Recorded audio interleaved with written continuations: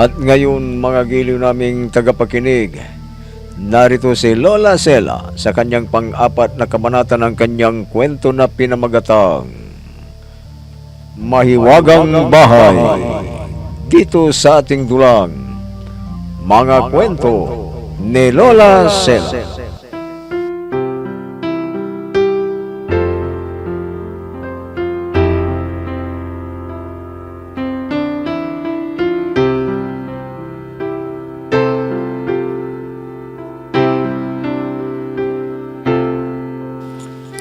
Ipinaliwanag ni Isoy kay Yoncho ang tungkol sa lumang bahay.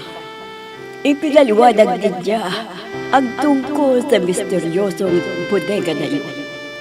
Sinabi niyang hindi dapat pagkialaman at hindi rin pwedeng pag-usapan. Samantala, nakarating na sa mag-asawang Lauro at Tricia ang pagkabili ni na Iveta at Yoncho sa lumang bahay. Inggit na inggit sila dahil minsan ay tumira na sila doon nang mamatay ang amo nila. Ang akala nila sa kanilang mag-asawa ipapabada, subalit kay matandang usada pala. Kaya nang mabalitaan nilang nabenta na ni matandang usada ang lumang bahay, ay nagka-interes na naman sila.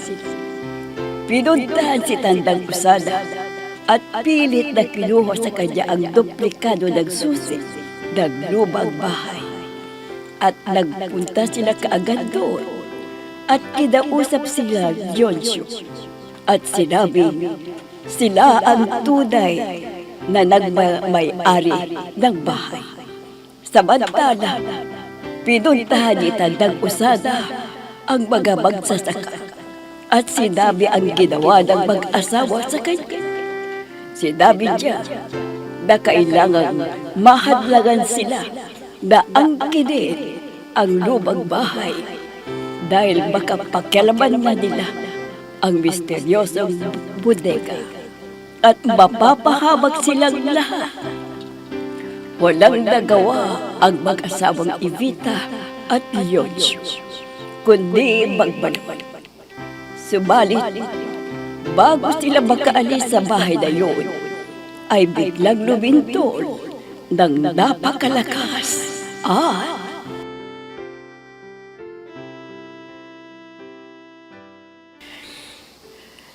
Leoncio, doon mo na tapusin basahin yan. Sa bahay nila Mami at Daddy. Baka bigla tayong pasukin ng lalaki na yan at pagbabarilin. Hindi naman siguro. Ano pang ginagawa ninyo dyan? Bakit ayaw nyo pang lumabas? Labas na kayo! Pinapalabas na tayo. Halika na. Doon mo na tapusin yan sa bahay nila Mami at Daddy. Halika na, bilisan mo na.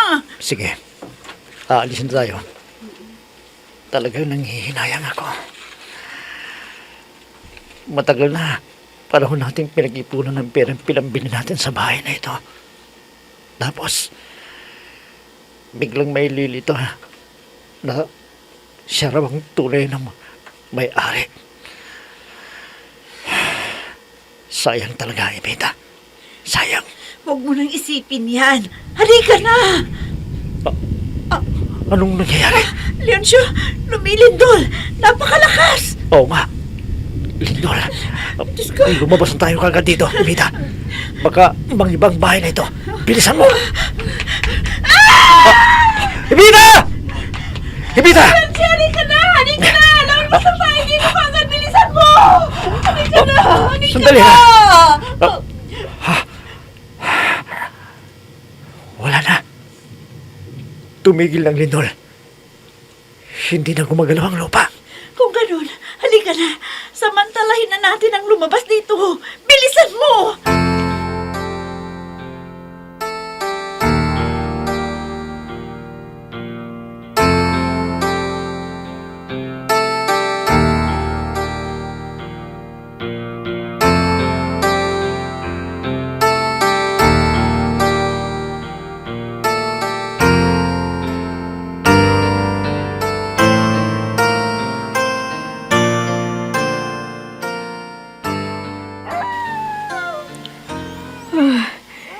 Nakakakilabot ang alulong ng aso na yan. Alam kong may ibig sabihin yan, pero hindi ko alam kung ano. Bakit kaya biglang ganito ang pakiramdam ko? Kinakabahan ako. At si Evita kagad ang pumasok sa isipan ko. Ano na kayang nangyari sa kanila ni Leoncio? Ayaw nila kasing umalis sa bahay na yun eh. Alam kong may masamang espiritu doon. Napakatagal na ang bahay na yun.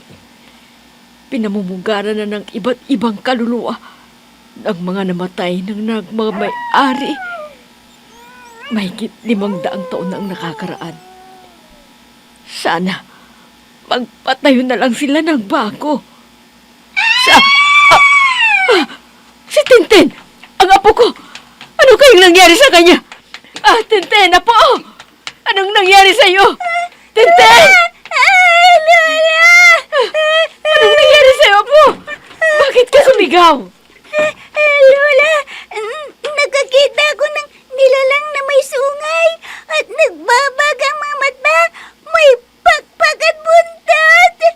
Ano? Naku, apo, nananaginip ka lang. Hindi po, Lola. Talagang nakita ko siya. Diyan ko siya nakita sa may bintana. Teka, sandali at isasarado natin ang bintana, apo. At matulog ka na uli. Ayoko nang matulog, Lola. Baka biglang pumasok dito. Natatakot ako. Natatakot ako. Tama na, apo. Nandito na ako. Hindi na kita iiwan para hindi na magpakita sa'yo ang nakita mo.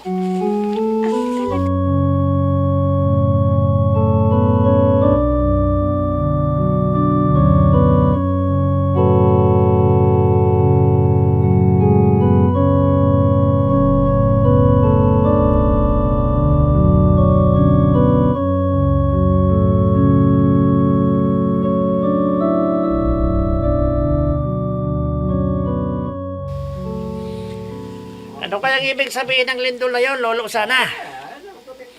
Sinyalis yun ng pagkagising ng misteryoso. Hindi pwede palang bangitin. Sana alam nyo na ang ibig kong sabihin. Opo, Lola. Baka naman nakarating na ang mag-asawang Lauro at Trixia doon. Maaaring ganun na nga.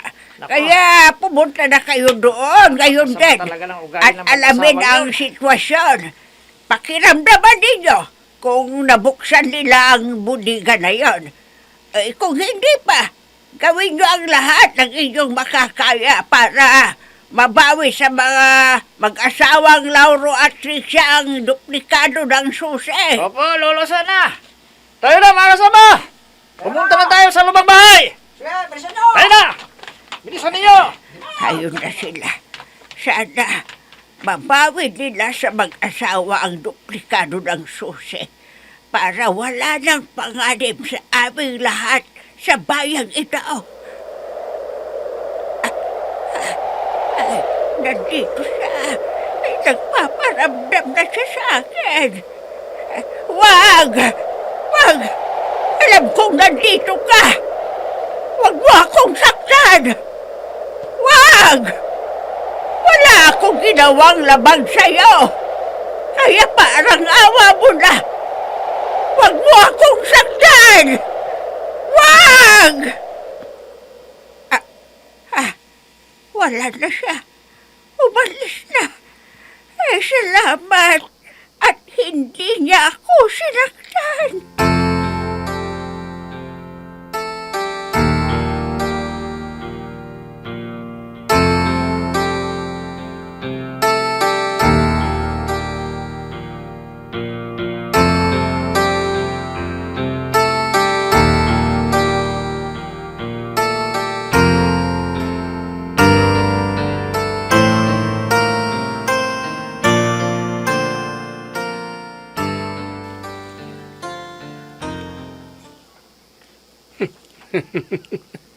Ngayon, atin na ang lumang bahay. Sa atin na muli ibibigay ang mga bahagi ng lupa na sinasaka nila. Oo, Lauro. Sa wakas, mapasa kamay uli natin ang lumang bahay. Tatawagin ko ang mga kaibigan ko at magmamadyong kami gabi-gabi. At kung minsan, mag-ballroom kami. Mayaman na tayo, Trixia. Mayaman na tayo. Ano yun? Huwag mo nang pansin yun. Hayaan mo na. Dahil alam kong masaya ang kasama nating nakatira dito. Lauro, gusto kong kumuha tayo ng bodyguard natin.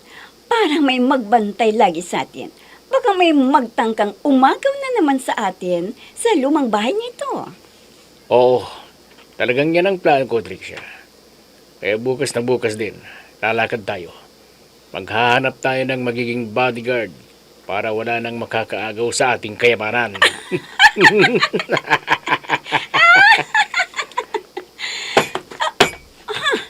Lauro, Ha?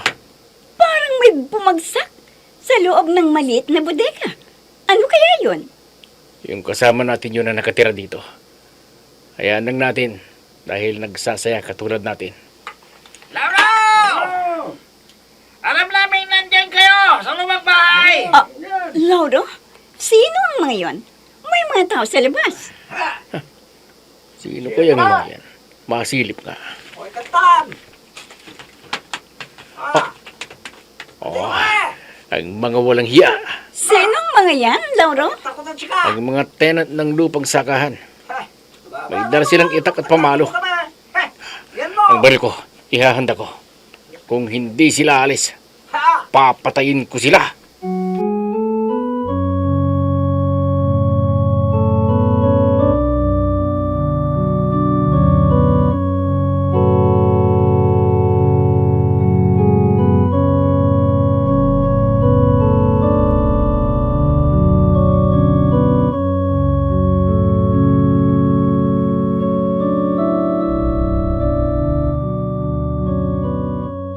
Laura! Lumabas ka! Ibigay mo sa amin ang duplikado ng susi ng lumang bahay! Laura! Ibigay mo sa amin ang duplikado ng susi ng lumang bahay. Sige na! Mabuti pa, Ha? umalis na kayo! Habang wala pang masamang nangyayari sa inyo. Huwag matigas ang ulo dahil mapapahamak lang kayo. Ibigay niyo sa amin ang duplikado ng susi! Hindi sa inyo ang lumang bahay na yan! Kaya umalis na kayo dito! Kayo ang dapat umalis! Kundi may masamang mangyayari sa inyo! Alexia! Nakikiusap kami! Ibigay mo sa amin ang duplikado ng susi! Hindi namin ibibigay sa inyo! Dahil kami ang nagmamay-ari ng lumang bahay! Buti naman at nandito kayo. Makinig kayo sa sasabihin ko. Ano? Dahil kami na ang nagmamayari ng bahay, ang lupang nasasakupan nito na sinasakan nyo, mula ngayon ay gagawin kong 50-50 ang hatian. Ano? Hindi pwede yan! Nagpapakahirap kami magtrabaho sa bukid! Mahirap! Wala kaming Hindi na pakialam pwede. sa inyo. Basta yan ang batas ko na dapat ninyong sundin. Masyado ang gaman! Gaman ka! Mga kasama! Lusubin na natin sila! Kunin ang duplikado ng susi! Lusubin natin! Ganun na.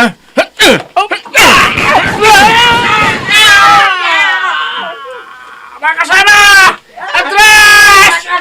Atras!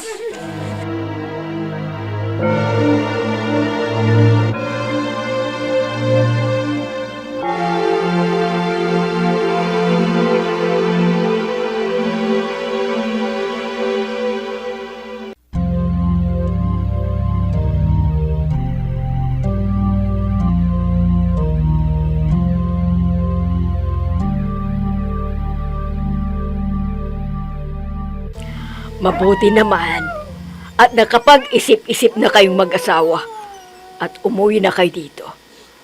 Malaki na rin itong bahay natin, kaya dito na kayo tumira. Nakapanghihinayang kasi ang bahay na yun, Mami. Ilang taon naming pinag-ipunan ni Leoncio ang perang pinambili namin. Huwag na kayong manghinayang sa pera. Ang isipin ninyo ay ang kaligtasan ninyo. Malaki nga ang bahay na yon. Kung hindi naman kayo ang nagmamay-ari, kaya hayaan na ninyo. Baka yun pa ang maging mitya sa pagkakapahamak ninyo. Oo nga, Mami. Pero talagang nangihinayang ako. Walang silbi ang paghihirap naming mag-asawa na nagtrabaho doon sa Espanya. Kalimutan mo na yan, Iha. Teka, nasaan ba si Leoncio? Nandun po sa salas, Mami. Tinatapos na binabasa yung aklat tungkol sa mga masasamang espiritu. Ay, nako.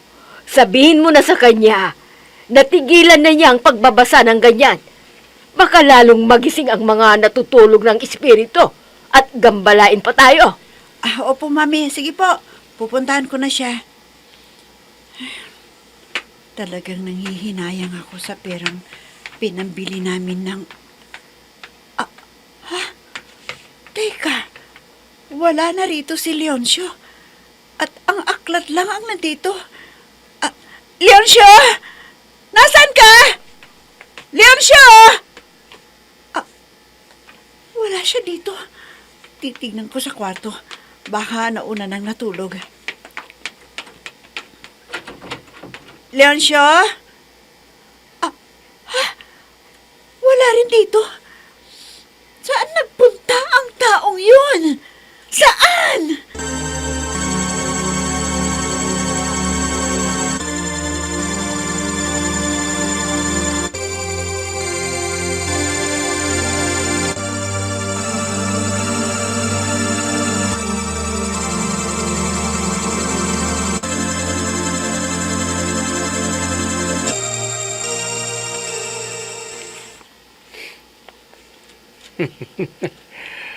O yan, Trixia. Atin na atin ang antigong bahay. Magiging tayo na ang pinakamayaman sa lugar na to. At tatawagin na tayong Don Lauro at Doña Trixia. Oo, Lauro. At may mga bodyguard na tayo. May mga katulong. At bukas, kakausapin ko ang mga magsasaka. Sasabihin ko sa kanila na magiging 50-50 na ang hatian. At ang sino mang aangal, ipapapatay ko sa mga bodyguard natin. Sige, Lauro. Kausapin mo na sila. May kumalabog na naman sa maliit na bodega. Ano yun, Lauro? Natutuwa rin siya dahil nakabalik na naman tayo dito. Lauro, parang nakikita ko na ang mangyayari. Sasantuin tayo sa buong bayang ito. Oo. At gusto kong pati alkalde ay susunod sa lahat ng gusto kong mangyari sa bayang ito.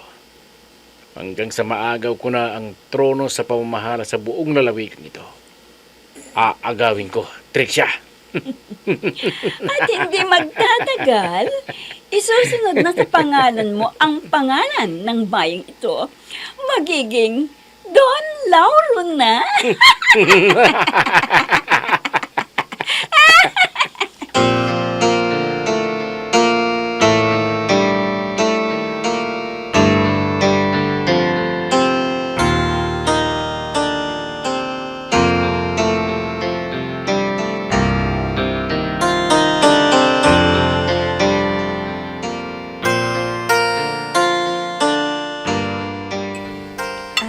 Leoncio, pagkatapos namin kumain, sasamahan ko raw sila, Mami at Daddy, na magsisimba. Sige. Basta mag-ingat ka sa pagmamaneha. Oo naman. Kumusta nga pala ang pagbabasa mo sa aklat na yon? Natapos mo ba ba? Oo, Mita. Alam mo nang gagawin kung paano mapapaalis ang mga masasamang espiritu sa isang lugar. Alam mo, nagtaka nga ako kagabi dahil nakita kitang nagbabasa. Pero, nang yayain na sana kita na matulog, wala ka na doon. At tinignan kita sa kwarto, wala ka rin. Nandun ako, Mita. Hindi mo lang ako nakita. Dahil sinubukan ko ang nabasa ko sa libro kung paano magkaroon ng tagabulang. Pati mga masamang espiritu ay hindi kanila mararamdaman. Kaya ito yung panahon para gawin natin ang isang ritual at mapaalis ang mga masamang espiritu at maiiwan ang mga mabubuti.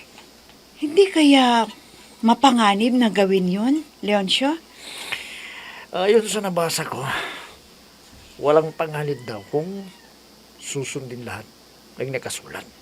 O sige, mag-ingat ka ha. Salamat, Tita. O sige, tapusin na natin ang pagkain natin para masamahan mo na sila daddy at mami sa simbahan.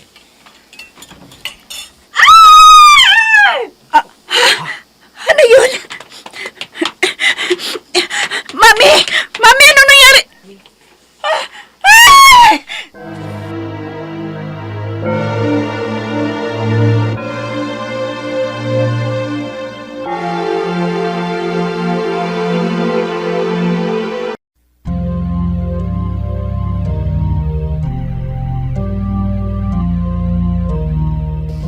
Ano kaya ang mangyayari sa ina ni Evita? Magiling naming tagapakinig, abangan ang susunod na kabanata ng ating kwento na pinamagatang Mahiwagang Bahay dito sa ating dulang. Mga kwento ni Lola Sela.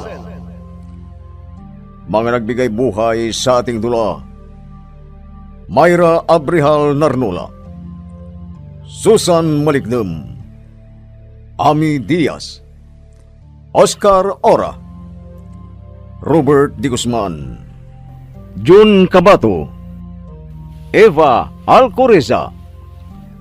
Technical Supervision at Musika, Oscar Ora. Nilapatan ng tunog, Robert Di Guzman. Sa panulat at direksyon, Emma Dalupe. Mga kwento ni Lola Sela.